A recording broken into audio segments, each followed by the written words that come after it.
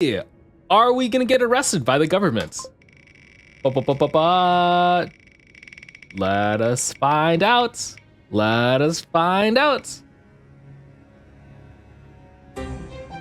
Okay, not bad, not bad. It gets your heartbeat from checking your wrist veins. So let's draw a shitty hand here. This is my shitty hand. Okay.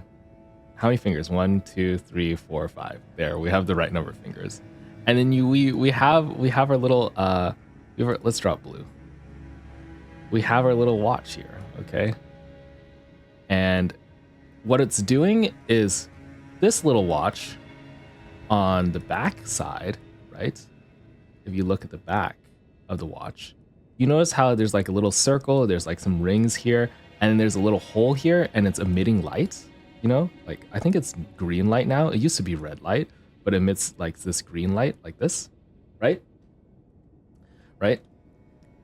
This is how the vein checking actually works.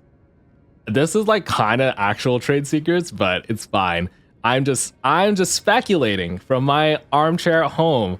I'm not using my years of physics knowledge and experience to reverse engineer their main flagship product. Underneath your little arm here, you got some veins, right? That's run into your fingers and whatnot. These are your blood vessels.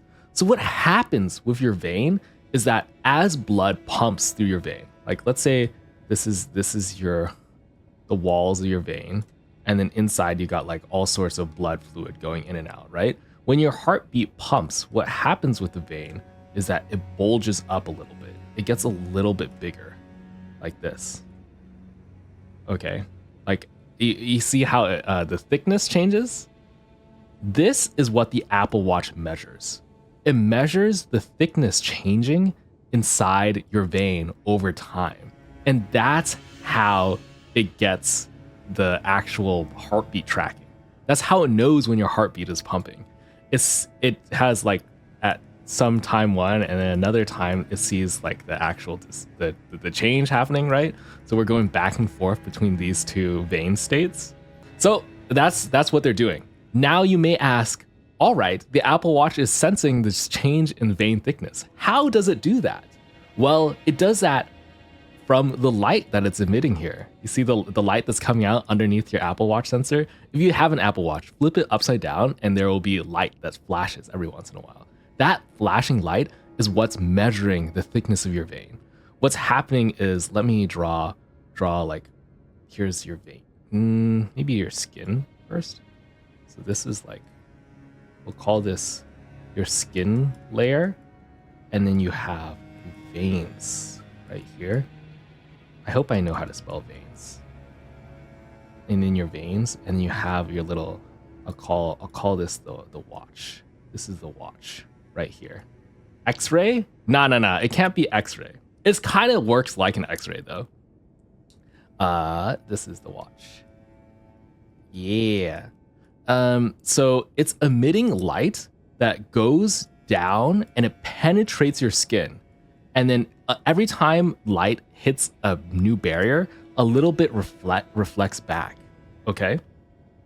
And so it's similar to how X-rays work. When you're using an X-ray, right?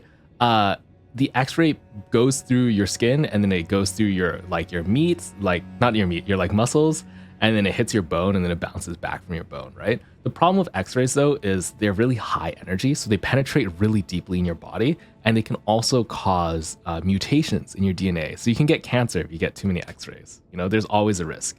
But this type of light is visible light. It's usually green. It used to be red or infrared. If you go to the hospital, it's actually infrared because they use a little bit older technology. And the light, it works exactly like an ultrasound would, and exactly like an X-ray does.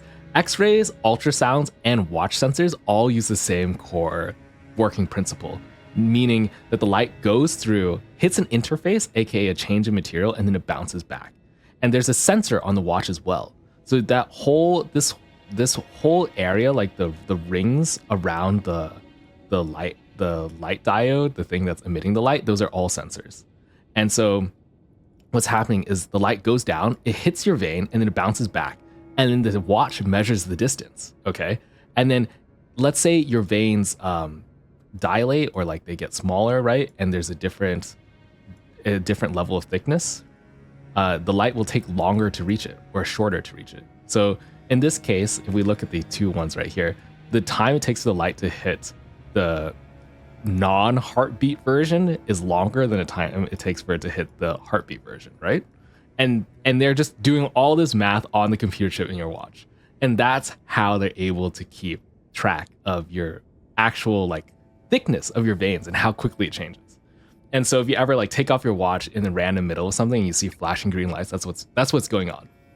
And this is what works. This is what happens with the fingerprint sensors as well.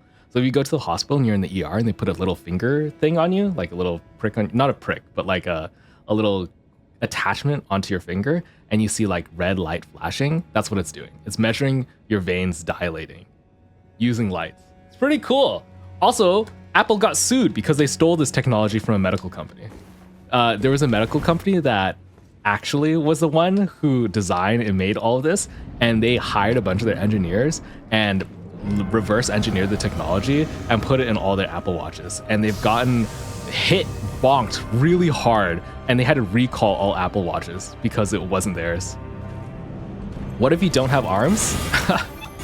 That's a skill issue.